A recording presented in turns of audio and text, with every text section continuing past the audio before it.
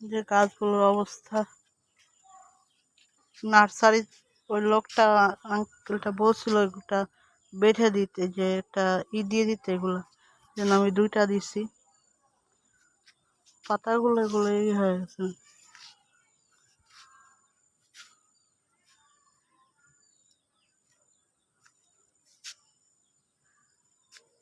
আমার গন্ধরাজটা অনেক বড় হইতেছে মাশাআল্লাহ।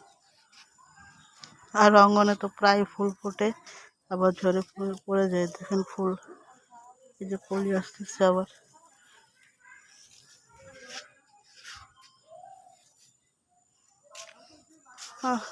কবুতর ঘরে ঢুকে গেছে আগে। ডিম দিছে, উপরে জোড়াটা ডিম দিছে, নিচে জোড়াটা এখনো দেয়নি। বাইরে থেকে দেখাইলাম।